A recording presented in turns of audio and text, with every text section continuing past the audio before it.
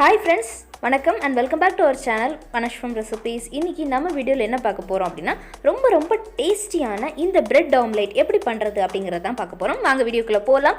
அதுக்கு முன்னாடி இப்போதான் நம்ம சேனலை நீங்க ஃபர்ஸ்ட் பாக்குறீங்க அப்படினா பிடிச்சிருந்தா subscribe பண்ணிக்கோங்க. கூடவே அந்த bell ஐகானையும் டிங்னு click பண்ணி விடுங்க. அப்பதான் நான் போடுற எல்லா வீடியோஸும் உங்களுக்கு நோட்டிஃபிகேஷன் வரும். நீங்களும் நம்ம வீடியோஸ் மிஸ் பண்ணாம பார்க்கலாம். சரி வாங்க வீடியோக்குள்ள போலாம். இப்போ வந்து நான் ஒரு pan ஹீட் பண்ணி இதல கொஞ்சமா பட்டர் போட்டுக்கிறேன்.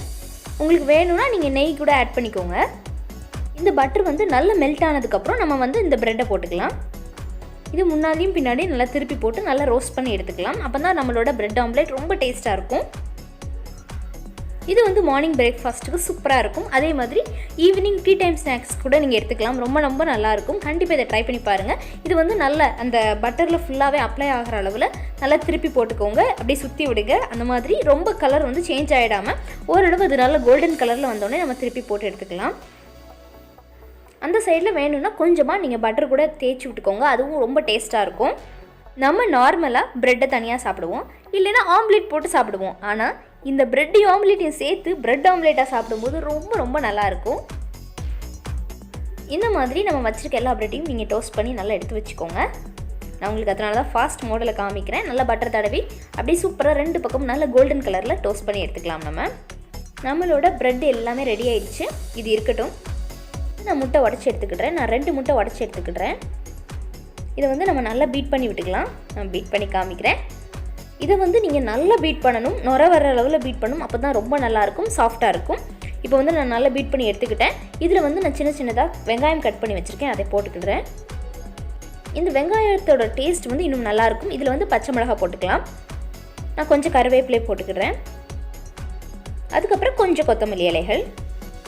இதோட கலருக்காக கொஞ்சமாக மஞ்சள் தூள் போட்டுக்கலாம். நம்ம மிளகாய் போட்டிருந்தாலும் மிளகாய் தூள் போடுறது இன்னும் நல்லா இருக்கும், காரமாக இருக்கும். அதனால மிளகாய் தூள் போட்டுட்டு கொஞ்சமாக தேவையான அளவு உப்பு போட்டுக்கோங்க.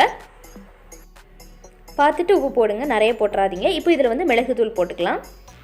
நம்மளோட எக் வந்து நல்லா ஃப்ளஃபியாக வரணும்னா முக்கியமான ஒரு இன்க்ரீடியன்ட் ஆயில். இதில் நீங்கள் கொஞ்சமாக ஆயில் ஊற்றுனீங்கன்னா நல்லா ஃப்ளஃபியாக வரும். இப்போ வந்து நம்ம நல்லா மிக்ஸ் பண்ணி விட்டுக்கலாம். இதை வந்து நீங்கள் நல்லா அடித்து எடுத்துக்கோங்க. உங்களுக்கு வேணும் அப்படின்னா கூட ஒரு முட்டை கூட போட்டுக்கோங்க. நான் 2 தான் எடுத்திருக்கேன். உங்களுக்கு பிடிச்சிருந்துச்சுன்னா இதில் நீங்கள் கேரட் கூட துருவி போட்டுக்கலாம். அதுவும் ரொம்ப நல்லாயிருக்கும். இப்போ வந்து நம்ம நல்லா மிக்ஸ் பண்ணியாச்சு. இது இருக்கட்டும். நான் இப்போ வந்து ஒரு பேனை ஹீட் பண்ணியிருக்கேன். இதில் வந்து கொஞ்சமாக ஆயில் ஆட் பண்ண போகிறேன் நான். உங்களுக்கு வேணும் அப்படின்னா நீங்கள் நெய், வெண்ணெய் எதுனாலும் விட்டுக்கலாம். அதுவும் நல்லா தான் இருக்கும். நான் வந்து நல்லெண்ணெய், கடலெண்ணெய்லாம் யூஸ் பண்ணலை.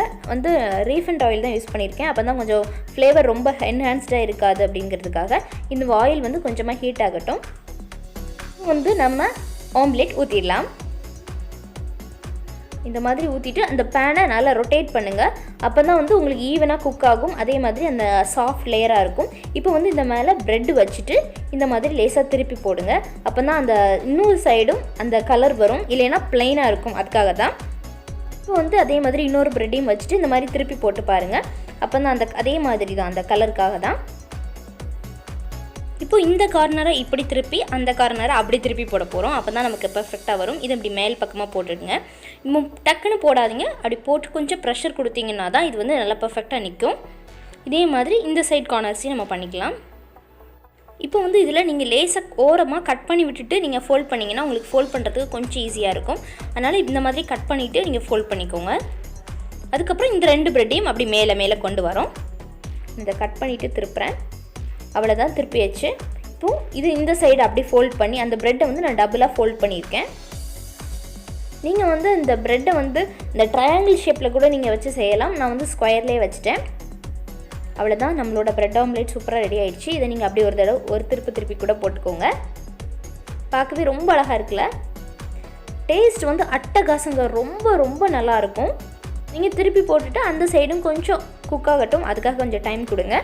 அவ்வளோதான், ரொம்ப கலர்ஃபுல்லாக ரொம்ப டேஸ்டியாக ஒரு மார்னிங் பிரேக்ஃபாஸ்ட் சூப்பராக ரெடி ஆகிடுச்சு. அவ்வளோதான், நம்மளோட பிரெட் ஆம்லெட் ரொம்ப சூப்பராக ரெடி ஆகிடுச்சு. இப்போ இதை நம்ம ஒரு பிளேட்டுக்கு ட்ரான்ஸ்ஃபர் பண்ணிடலாம்.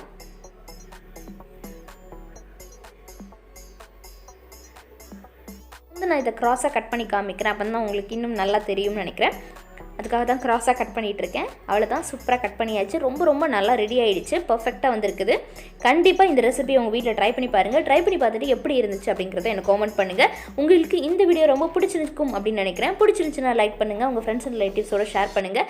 மறக்காமல் நம்ம சேனலை சப்ஸ்கிரைப் பண்ணுங்கள். இதே மாதிரி சூப்பரான இன்ட்ரெஸ்டிங்கான ரெசிபிஸோட நான் உங்களை நெக்ஸ்ட் வீடியோவில் சந்திக்கிறேன். Until then, thanks for watching this video. நன்றி, வணக்கம்.